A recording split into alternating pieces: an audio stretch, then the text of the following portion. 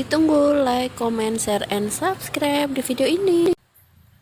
Hai, assalamualaikum warahmatullahi wabarakatuh. Hai, bersama lagi dengan RND My Channel. Kali ini kita akan menceritakan berita yang sedang viral di media sosial di seluruh dunia ya guys.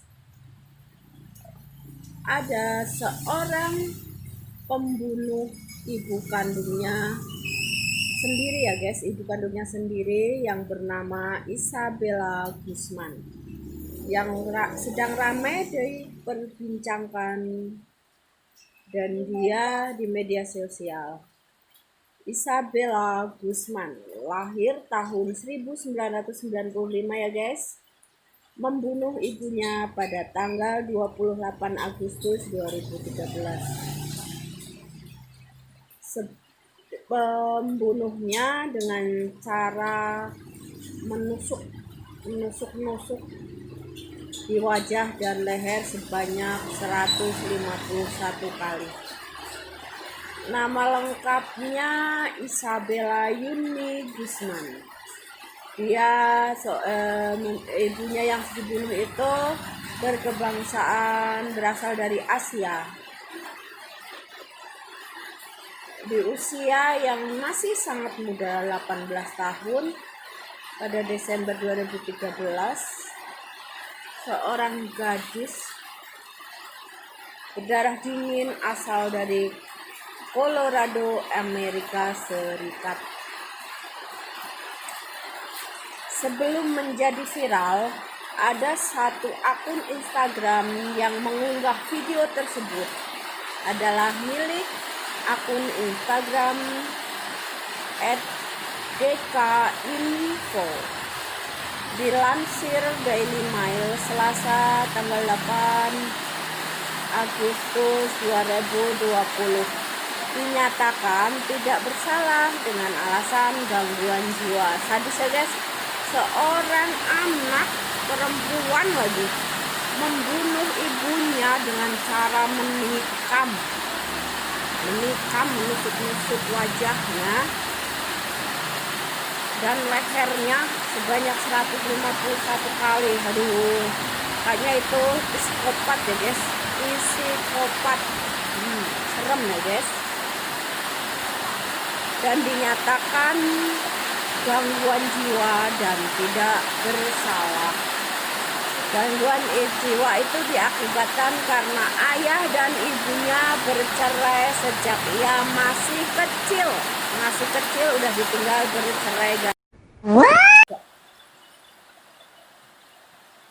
Ibunya yang bernama Yuni berusia 47 tahun ya guys. Diduga Isabella dan ibunya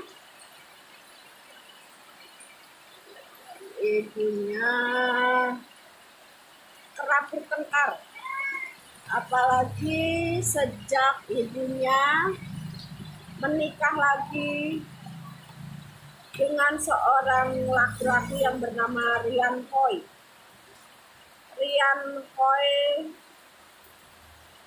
yang berkebangsaan, yang berasal dari Amerika. Sehari sebelum membunuh sang ibu, gadis itu mengirimkan email kepada ibunya yang berisi ancaman.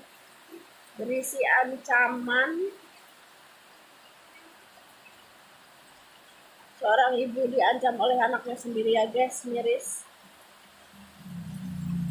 Kata-kata di emailnya itu, kau akan menebusnya. Aduh, serem sekali nih guys, seorang anak mengancam seorang ibunya dengan kata-kata yang sangat menyakitkan gitu ya, menyakitkan. Kata-kata dengan kau akan menebusnya.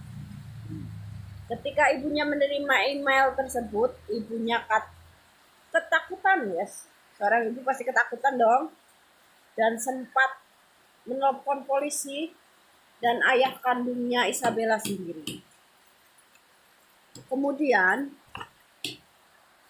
polisi dan ayah kandungnya memperingatkan Isabella ini ya untuk menghormati orang tua dan memperingatkan jika ibunya bisa saja mengusir dirinya dari rumah.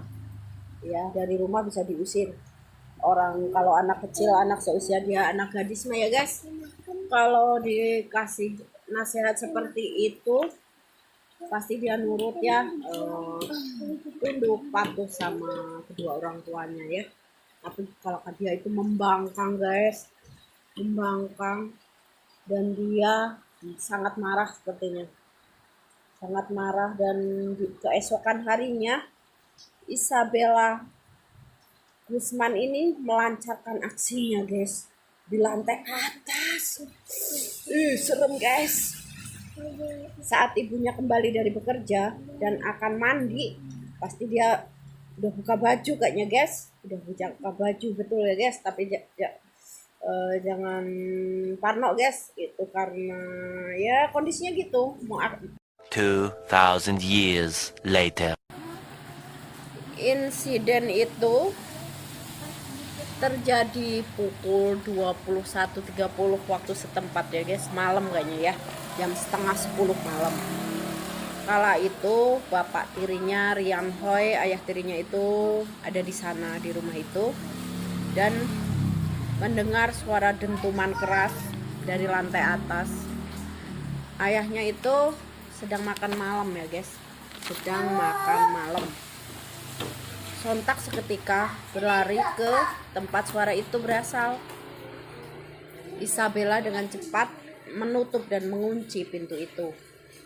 Saat itu Rian Hoi sepertinya mendorong-dorong pintu ya guys, melihat di bawah di lubang pintu mengalir darah segar warna merah pastinya ya.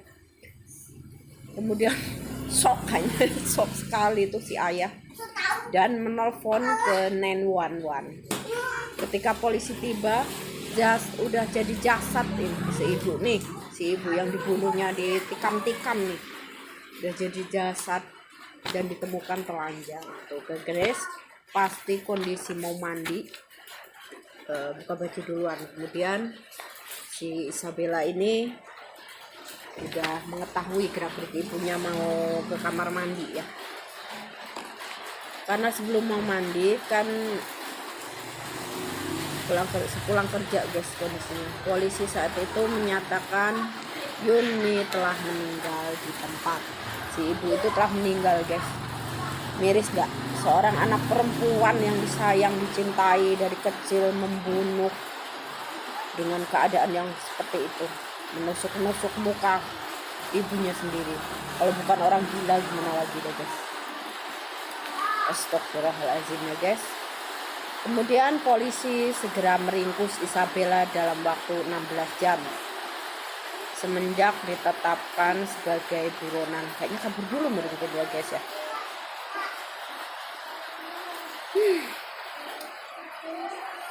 Seorang ibu guys.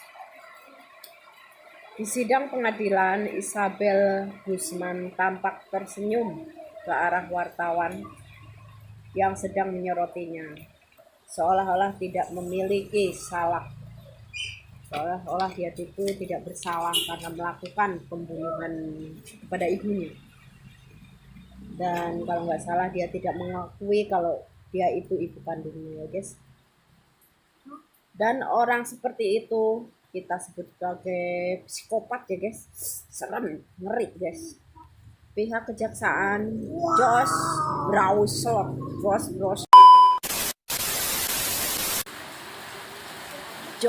Browser guys mengatakan ini adalah kasus pertama, pembunuhan pertama kali yang tersadis dan sangat mengerikan di dunia guys, dan kejam menurutnya ya,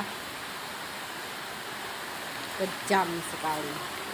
Seorang anak perempuan terhadap ibunya, menikamnya, menusuk-nusuknya. Dan menurut sistem di negara tersebut saat itu ya, 2013 ya kejadiannya, merupakan sistemnya yang tidak hanya syarat hukuman dan penjara saja ya guys, tetapi juga terikat pada keadilan. Kasus ini dilihat dari sisi kesehatan juga, mentalnya guys.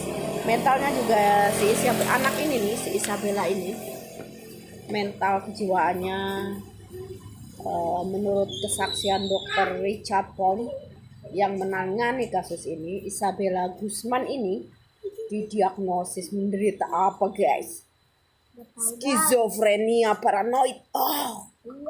Skizofrenia paranoid itu seperti orang gila. Dia menatap langit-langit dan berbicara dengan orang-orang yang tidak terlihat. Kalau di sini kayaknya jin ya guys, ya, gangguan jin lah menurut saya ya guys. Kemudian